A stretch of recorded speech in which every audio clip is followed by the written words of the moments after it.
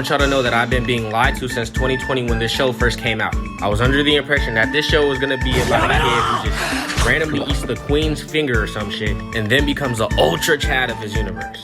Well, I was sadly mistaken. This show has nothing to do with our MC building his own strength by his own merit. It's also not about him learning new techniques so that he could fight cursed spirits properly. But off topic, he did hit him with a kaboom right here. It's not about him learning from his teacher who can trap motherfuckers in infinite voids that have no concept of reality or time. It ain't even about friendship. Nope, y'all. The only thing this show truly stands for is jumping. The plot of this show is to jump as many poor souls as you can before you have to indulge in another old lady finger and transforming into a black Timberland wearer that will crush the earth, that lives off of jumping. Like everything is just about jumping. I'm not tweaking either. That's the only thing that we've learned from this show so far. All that I've learned from Yuji is that every time that he tries to get down with the ops, his cheeks get beat down every time. I mean, he got sent through a whole forest by one punch. There ain't one solo fight that he's had that he's gotten a dub in yet. I've never seen it. And I ain't read the manga yet, so I don't want to hear about the Shibuya arc. When it comes out, I'll make a follow-up video. But right now we have to talk about the fact that if Itadori is somebody you opt with, he's never running the fair one. He's gonna bring his homies in every altercation he's in. And right now I'm gonna break down each fight that he's ever been in to show that the only life lessons that we're gonna learn from this show is jumping. And what better way to start off than without this motherfucking enemy? Now, I'll be fair, Itadori was kind of savage in this brawl. But he was getting his ass whooped left and right at the beginning. Like, this motherfucker was getting his hand stabbed every turn he made. Anytime he decided to throw a real hit, he ended up getting turned into a human kebab. It was just all bad for him. But he did get a couple good licks in, like when he headbutted this motherfucking enemy. Just look how he was launching it into his dome piece. Like, this man was coming for blood in this scene. And just as you think our MC is finna bite the dust, Nanami touches down. And after that, I don't know what to say. It was just straight embarrassment. They were throwing left hooks, right jabs, kicking him in the stomach. I swear it looked like Mahito was doing ballet at some point in the fight. Got him doing contemporary dance move. Then he tried to touch Sukuna again. And we already know what happened in that incident.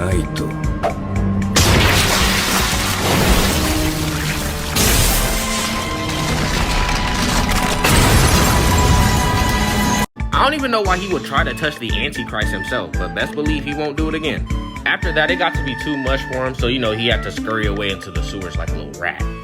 I don't know why he did that. Maybe he wanted to find Master Splinter or something. I don't know. But the good Lord knows that he needed him after that ass whooping. He could teach you some kung fu or something so you don't get your ass beat too bad next time.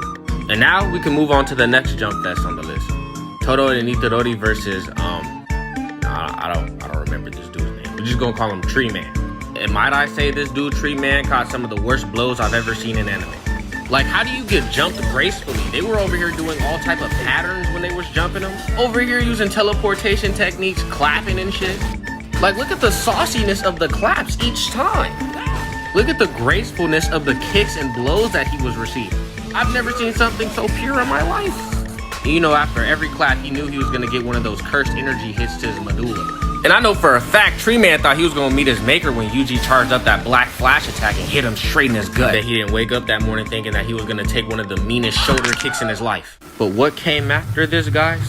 It wasn't even deserved in the least bit. I feel bad and always send prayers to Tree Man and his family, because there's no way that he should have encountered the reincarnation of Lucifer Morningstar, aka Gojo Satoru. Wasn't him getting jumped enough, Jujutsu Kaisen? Like, did y'all really have to make him get obliterated by this op-ass motherfucker Gojo? Anyways, rip Tree Man. Now we can move on to the last beating on this list, which happens to be my personal favorite. The Disembodiment of Faceback by Itadori and Nobara. Now, ladies and gentlemen, this fight was one of the most embarrassing one-sided fights in all of anime. When they got on that freeway, they swore that Hexenen was really gonna stop them from getting their asses beat. But this bitch Nobara, she did the unexpected. This bitch cursed herself just to keep throwing hands with the ops. They didn't know they were dealing with somebody who's totally deranged. Then Itadori decided that he didn't want to do anything but throw Superman punches at this man's face. But the craziest part of it all is he was connected to him the whole time.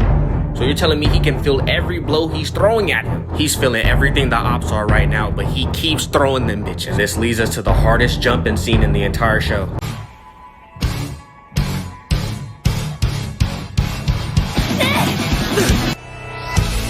They started JoJo posing on them. And then after Buddy got his arm took off, it was raps after that. There was truly nothing that he could do to stop the wrath of Nobara at this point.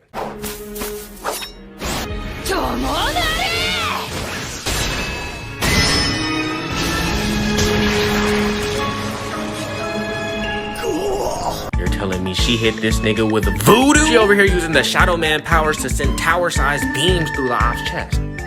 Then what my man's Yuji did next was some next level disrespect. He apologized to him before he sent him one of the most devastating blows in all of TV history.